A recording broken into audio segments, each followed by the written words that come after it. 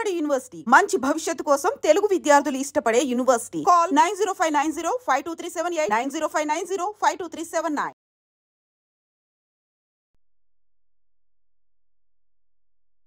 సేరపు నారాయణమ్మ 1933.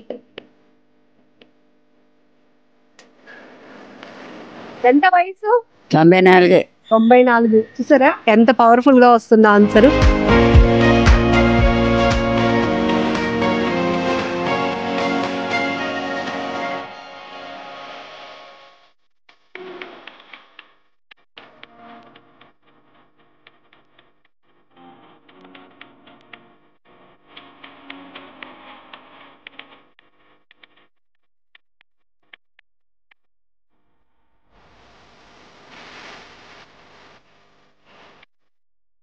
సేరపు నారాయణమ్మ 1933. ఎవరిదమ్మా ఈ ఆధార్ కార్డు? ఎవరు వీళ్ళు? ఎంత వయసు? 94. చూసారా ఎంత పవర్ఫుల్ గా వస్తుందో ఆన్సర్. ఈ వయసులో కూడా అసలు 94 ఏళ్ల వయసులో పక్కన పెట్టండి, 60 ఏళ్ల వయసులో మనం ఏం చేస్తాము అంటే ఇంకా కష్టపడాలా, కాస్త రెస్ట్ తీసుకుంటే పోలా అని అంటాం. హా అని అంటుంది ఈ మామగారు. ఇంతకీ పేరు నారాయణమ్మే, కానీ సీతమ్మ ధార రైతు బజార్లో ఈ బామ్మగారిని అందరూ రైతు శబరి అని పిలుస్తారు. శబరి అని ఎవరు పేరు పెట్టారు? అమ్మేపులు అమ్మేవారు. అప్పుడు ఒక నిమ్మకాయల రాజుగారు అని ఉండేవారు. అతను ఎట్టాడు నాకు ఆ పేరు శబరి. అదే పేరు అయిపోయింది. అదే పేరు అయిపోయింది. ఓకే, మరి చూడటానికి అలా ఉన్నారు మీరు, శబరిలాగా అందరూ అలాగే అంటున్నారు.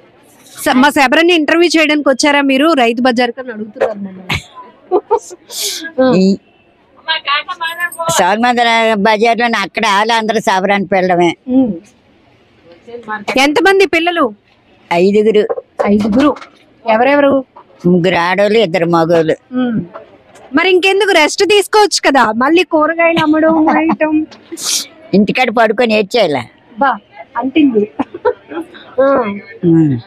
అంతేనంటారు. మీలాంటి మనవాళ్ళు 14 మంది. 14 మంది మనోళ్ళు. అయినా కూడా కష్టపడాలి.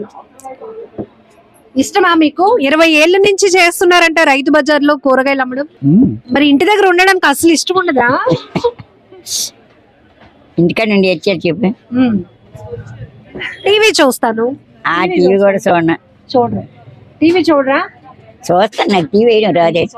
రెస్ట్ తీసుకోరా, పడుకోవచ్చు కదా. అవును, ఒంట్లో బాగాలేకపోతే పడుకుంటాం, బాగుంటే పడుకొని ఉంటావు అలాగానే చెప్పి. అంతే కదండి, అలా పడుకొని ఉండగలవా? మరి ఇంకేమి ఉండలేవు. కబుర్లు చెప్పుకోవచ్చు కదా ఇంటి చుట్టుపక్కల అందరితోని. ఇంటి పక్కన వాళ్ళతో కబుర్లు చెప్పుకొని ఉండొచ్చు. అలాగే వెళ్ళం మేము. ఎవరి ఇంటి పక్క, వాళ్ళ ఇంటి పక్క, వీళ్ళ ఇంటి పక్క, ఎక్కడికి. మా ఇంట్లో పని ఏదో మా బాధ ఏమో అంతే. నా పిల్లలే కాదు, నా మనవలైనా సరే. 14 మంది మనవలు అయితే 10 మంది పెళ్లి చేసాం. 15 మంది పుట్టారు. 15 ఇప్పుడు ఇంట్లో ఉంది, బడికి దేపెట్టి వచ్చింది. అది మొత్తానికి ఖాళీగా ఉండకూడదు. ఒంట్లో దేవుడు సత్తువ ఇచ్చినంత వరకు పని చేస్తూనే ఉండాలి. అంతే అంతే అందరికీ చెప్తున్నారు ఈ మాట. మరి గాంధీ తాత గారిని వాళ్ళని ఎప్పుడైనా చూడటం గానీ? చూడలేదు. చిన్నపిల్లని అప్పుడు ఊరేగించి తీసుకెళ్తాను. గాంధీ తాత చచ్చిపోండి ఊరేగించి తీసుకెళ్తాను. సౌల్మందర ఉన్నది. సౌల్మందర 7 గుళ్ళు ఉండేవి అక్కడ. మా కన్నూరు ఇల్లు అల్లిపురం కాదు, అల్లిపురం కాడ పెద్ద చెరువు ఉండేది. అక్కడ ఇప్పటికి మా తమ్ముడాళ్ళు ఉన్నారు. అక్కడ ఆ రోడ్ని తీసుకెళ్తాను సౌదమానంకి వెళ్ళి. అప్పుడు చూసాను చిన్నపిల్లలమే. అప్పుడు ఎంత ఉంటది మీ వయసు అప్పుడు? ఎంతో కాదు, పిల్లలమే. గాంధీ తాతను ఊరేగించి తీసుకెళ్తాను. చచ్చిపోయాను. మీది మరి ఈ ఊరేనా? విశాఖపట్నమేనా? సొంతూరు. ఈ ఊరే కదా, మన ఊరేది. చూసారా, దానివల్ల ఎంత ప్రౌడ్ గా చెప్తుంది. ఇదే సొంతూరు. అల్లిపురం. మా అమ్మగారు రౌడీ, పెద్ద రౌడీ లాగే. అంతేనా రౌడీ లాగా? మాది అల్లిపురమే చిన్నప్పుడు. మరి అప్పుడు వైజాగ్ ఎలా ఉండేది? ఇప్పుడు అంతా మారిపోయింది. అప్పట్లో ఎలా ఉండేది మన ఊరు? ఇదంతా దుక్కలు దూలాలు ఇవన్నీ తోటలే ఇక్కడేటి ఉండేది. అప్పుడు మీకు ఊహ తెలిసి ఊరు మనం విశాఖపట్నంలో ఊరు అంటే ఎక్కడుండేవి అన్ని మేము ఎక్కడికి వెళ్ళేవారం కాదు అప్పుడు. అల్లిపురంలో ఉండడమే ఇంటికాడ ఆడుకొని. అక్కడ పెళ్ళి అయ్యాక తాచేటిపాలెం ఇచ్చారు మాకు. మా అత్త తాచేటిపాలెం అంతే. మొదటి నుంచి పని చేసే వల్ల మీరు ఇలా సాయంగా ఏదైనా బడ్జెట్ వచ్చింది కానీ మేము ఎక్కడ బయటకు వెళ్ళడం తెలియదు. తాతయ్య గారే మొత్తం అన్ని చూసుకునేవారా? తాతయ్య గారే అన్ని చూసుకునేవారా? తాతయ్య గారికి ఉద్యోగం ఏ జాబ్? కోఆపరేటివ్ డిపార్ట్మెంట్ లో. ఈ ఊరి నుంచే శ్రీకాకుళం ట్రాన్స్ఫర్ అయ్యి వెళ్ళాం. అక్కడనే చీపురుపల్లి వెళ్ళాం ట్రాన్స్ఫర్ అయ్యి. చీపురుపల్లి ఉండరు. మరి ఇప్పుడు ఇన్ని గంటలకు పోతుంటే ఎలాగా? 4 అయింది. 4 గంటలకు భోజనం చేస్తారు. మేము అసలు 1 గంట దాటితే ఇంకా అలారం కొట్టేస్తుంది కడుపులో. మాకు ఉండగలుగుతారు అలాగా? 4 గంటలు ఏం తింటున్నారు? చికెన్ అయితే తినగలవా? చికెన్ తినలే. వద్దులే, మనకు మంచిది ఏదైతే అదే తినాలి. ఏమిష్టం నీకు బామ్మగారు? ఏమిష్టం కూర? ఏమిష్టం? ఏదైనా సరే ఎన్నాళ్ళ పళ్ళు సరిగ్గా లేక మెత్త తినలేని తిన్నా. ఏదో మెత్తకుంటే తింటాను లేకపోతే. ఎన్ని గంటలు లెగుస్తారు? ఎన్ని గంటలకి లెగుస్తారు? 4 గంటలకి లేస్తాం మేము. ఇప్పటికీనా 4 గంటలకి లెగడం అలవాటు అయిపోయింది మరి. ఏమేం చేస్తారు ఇంటి దగ్గర? మీరు ఏం పని చేస్తారు? ఏం సాయం చేస్తారు మీ పిల్లలకి ఇంటి దగ్గర? సాయం చేస్తారు, చెయ్యను ఎవరు చెప్తున్నారు. అసలు ఊరుకోదు, అన్ని పనులు అన్ని నేను చేస్తాను చేస్తాను కానీ చెయ్యను ఎవరు. నేను చేస్తాను అంటది. ఏమేం పనులు చేద్దాం అనుకుంటారు? ఏదో వంట తిన్నారు చేసేదని ఇప్పుడు మానేసాను. అలా చేసుకుంటారు వంట. కోపం వచ్చేస్తుంది. పని చేస్తామన్నా చేయనివ్వట్లేదు. అంతేనా? అంతే. ఇష్టమైన హీరో ఎవరు బామ్మ నీకు? సినిమాలు చూసేదాన్ని బాగా? ఎప్పుడు సినిమాలు అయ్యి ఏ చెప్పు మరి. ఏ సినిమాలు ఏటి లేవమ్మా ఇప్పుడు? ఇప్పుడు కాదులే, అప్పుడు ఎప్పుడు ఎవరు హీరో? ఎవరిష్టం?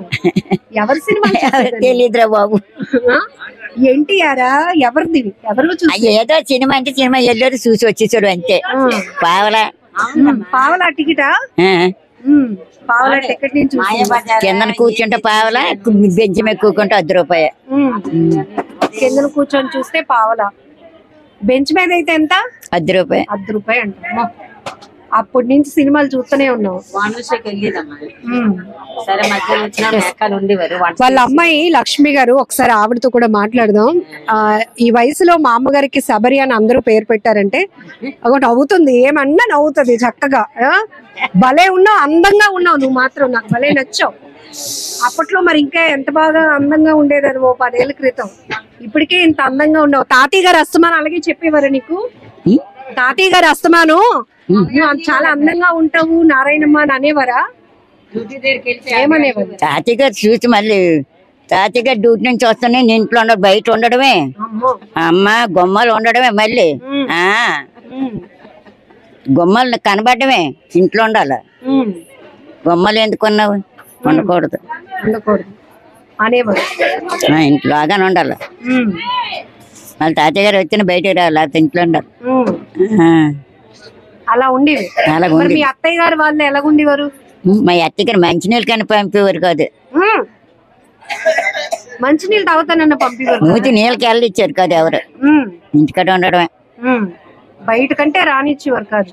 మరి మీ అమ్మగారు మీ నాన్నగారు వాళ్ళు? మా నాన్న మా అమ్మ ఎప్పుడో చనిపోయారు. మా చిన్నాన్న మాలో ఉండేవారు. వాళ్ళ దగ్గర మీరు ఉన్నారా? ఇప్పుడులాగా సినిమాకి వెళ్తాను, ఫ్రెండ్స్ తో వెళ్తాను అలాంటివి లేవు. అప్పుడు సినిమాలు అయ్యి అక్కడ. మీ ఫ్రెండ్ ఎవరు? మీ ఫ్రెండ్? మా ఫ్రెండ్ చీరబిల్లు ఉండి చనిపోయింది ఆవిడ. అయ్యో. మీ ఫ్రెండ్ పేరు? ఆవిడ పేరు నారాయణమ్మే. ఇప్పుడు మా కెమెరామెన్ పెంచుకుంటదా అని అడగమంటున్నాడు. మా అమ్మగారిని పెంచుకుంటదా నన్ను అని అడగమంటున్నాడు. మా అమ్మగారు భలే హుషారుగా ఉన్నారు, అడగండి మేడం అని అంటున్నాడు. ఏం చెప్పాలి? నన్ను పెంచుకుంటాడా? కాదు, మీరే ఆ అబ్బాయిని పెంచుకోవాలట. నన్ను పెంచుకుంటాను రా. మన ఇద్దరి జీతం, నా జీతం సరిపోతుంది 18,000. 18,000 జీతమా? పింఛన్ వస్తుంది, అయినా కూడా కష్టపడుతున్నారు. నిజంగా మీ కాళ్ళకి నమస్కారం పెట్టాలి. ఎందుకంటే ఈ వయసులో ఎంత యాక్టివ్ గా ఉన్నారు. నిజంగా దిష్టి తగిలేస్తుందేమో, అమ్మో అలా అనిపిస్తోంది నిజంగా. 4:30కి వస్తాను ఇక్కడికి. 4:30కి వచ్చి ఇవన్నీ సర్దేసుకుంటా. సరదాలా మరి ఎవరికైనా డబ్బులు అవి ఎక్కువ ఇచ్చేస్తావేమో చూసుకో. ఎవనా కరెక్ట్ గా ఇస్తున్నారు. చెవులు అంటే అనబడ కానీ కళ్ళు కనిపిస్తాయి. సూపర్. ఇంతకన్నా పవర్ఫుల్ వర్డ్స్ అంటూ ఉండవు. మా అమ్మతో ఉంటే కాసేపు స్ట్రెస్ అంతా పోతుంది. నేను కూడా ఇంటర్వ్యూ ఏదో సీరియస్ గా చేయాలని కాదు, కాసేపు మా అమ్మగారితో సరదాగా గడపాలనిపించింది. 2-3 సార్లు నేను కూడా సీతంధార రైతు బజార్కి వచ్చినప్పుడు ఏంటి మా అమ్మగారు ఇంకా ఇక్కడ ఉన్నారు, ఈమెతో ఇంకెవరైనా ఉంటారేమో అనుకుంటే లేదు, గడుసుగా చలాకీగా చక్కగా కూరగాయలు అమ్మేస్తా ఉన్నారు. ఈవిడ పేరు ఏంటండి అంటే, ఆవిడ పేరు వేరే అమ్మ, మేము పిలిచే పేరు వేరే అని అన్నారు. ఏం పేరు పెట్టి పిలుస్తారు అంటే, అందరూ రైతు సబరి అని పిలుస్తాము ఇక్కడ, ఆవిడ అసలు పేరు నారాయణమ్మ అంటే భలే ఇంట్రెస్టింగ్ అనిపించింది. అండ్ ఈ రోజుల్లో చాలా వరకు చూస్తున్నాం కదా, అన్ని బాగున్నా కూడా పని బద్ధకస్తులు చాలా మందే ఉంటారు. మేము మా క్వాలిఫికేషన్ కి తగ్గ జాబ్ రాలేదనో ఇలా రకరకాల కారణాలు చెప్తూ ఉంటారు. కానీ చూసారు కదా 1933 ఇక్కడ. సో 94 years లో కూడా ఎందుకు ఖాళీగా ఉండాలి, ఖాళీగా ఉండి ఏం చేయాలి, కాలక్షేపం ఎందుకు చేయాలి, దాని బదులు ఒంట్లో శక్తి ఉంది కాబట్టి ఇలా పని చేసుకుంటే పోలా, నలుగురిని చూసినట్టు ఉంటుంది, సరదాగా అందరినీ పలకరించినట్టు ఉంటుందని ఆ మా అమ్మగారు ఎంతో అద్భుతంగా చెప్తున్న మాటలు భలే హ్యాపీ అనిపిస్తున్నాయి. ఒకసారి వాళ్ళ అమ్మాయితో కూడా ఒకసారి మాట్లాడదాం. ఆవిడకున్ని ఆ శక్తి మాకు దేవుడు ఎందుకు ఇవ్వలేదా అనిపిస్తుంది. నిజమే, ఆ ఓపిక ఆవిడకి ఎంత ఓపికో మరి. మేము రాత్రి ఇప్పుడు వెళ్ళేసరికి 9:30 అవుతుంది, అలసిపోతాం. అయినా సరే గిన్నెలు తోమిస్తానమ్మా, బట్టలు ఏమైనా చెప్పి నానబెట్టేద్దాం, తెల్లవారి ఉతికేద్దాం మా బాబు ఉతుకు, అచ్చేసావా ఇచ్చేసావా, నేను తోమేస్తాలే ఉన్నా అంటది. వద్దమ్మా నీకు ఎందుకు నువ్వు అలా పడుకో, నీకు వేడి నీళ్ళు పెడతాం, స్నానం చేసేసి నువ్వు పడుకో, నీ తెల్లర్లేదు. 4 అవగానే ఎలాగ అలారం కొడతా, అమ్మా చూడు టైం అయిపోయినట్టుంది అంటది. లేదమ్మా 4-5 నిమిషాలు అయిందమ్మా, ఇంకొక ఉండి కొద్దిగా పాలు ఎచ్చబడతానని చెప్పి కొద్దిగా పాలు అన్సూర్ కల్పిస్తాను, తాగేస్తుంది, వెంటనే వచ్చేస్తుంది. ఎదురు రమ్మంటది, వస్తాను, జాగ్రత్త అమ్మా అంటది. నీదేనా బరువు ఏదైనా ఉంటే మొయ్యక నేను వస్తానులే అంటది. మళ్ళీ అగో ఇప్పుడు కోపడుతున్నారు కదా, ఏదైనా పని చేస్తామంటే వాళ్ళే చేసేసుకుంటారా అంటది. లెగ్గానే అంటది, అమ్మా నేను అన్ని చేసేస్తాను, నువ్వు వంట చేసుకుని నేను ఇల్లు గుమ్మలే తుడిచేస్తాను, గిన్నె నేను తోమేస్తాను. వద్దమ్మా అన్ని నేను రాత్రి చేసుకోను, నువ్వేం చెయ్యొద్దు, నువ్వు అలా కొంచెం పాలు వేడి చేస్తాను తాగిద్దు కానీ అనగా నువ్వు వచ్చేస్తాను. లేకపోతే అంటది నన్ను ములక్కాళ్ళు మంచిగా లేకపోతే మార్కెట్కి వెళ్ళిపోయింది, హోల్సేల్కి తెచ్చేసి ఆటో మీద వేయించేసి అమ్ము ఆ టైం అప్పుడు వెళ్ళిపోయింది, హోల్సేల్కి వెళ్ళిపోయి ఏడు తీయాలి 2 క్యారెట్లు తీసాను. చాలా అమ్మ ఒకటే అవడం కష్టంగా ఉంది. అయితే ఒక ములంకాడ ఒక క్యారెట్ మూట నన్ను వేసుకొని వచ్చేసి నువ్వు అన్ని చూసుకొని రా, అయితే నా కోసం ఏం భయపడకు, కంగారు పడకు, నిదానం రా అంటది. జాగ్రత్తగా వెళ్ళి వచ్చేస్తాం.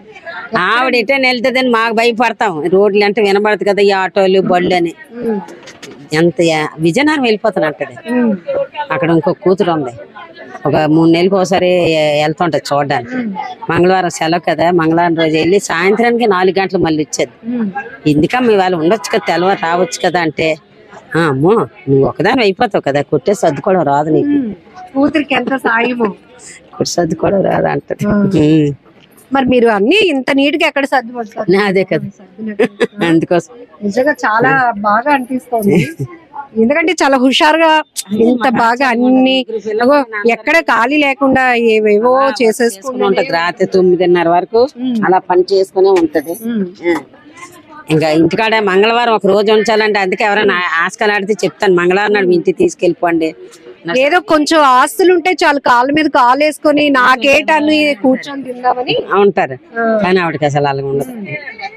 పెన్షన్ వచ్చినా ఏ వచ్చినా ఆవిడ పని ఆవిడ చేసుకుని వెళ్ళిపోవడమే కావాలి. అడుగు ఏం కావాలో అడుగుతున్నారు. కరోనాలోనైనా సరే అలా ఇక్కడికి వెళ్ళిపోయేది, కృష్ణ కాలేజ్ దగ్గర పెట్టారు అప్పుడు. అలాగే తెల్ల 4 గంటలకి వెళ్ళిపోయేది.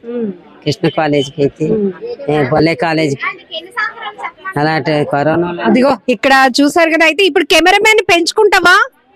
కెమెరామెన్ ని పెంచుకుంటారా?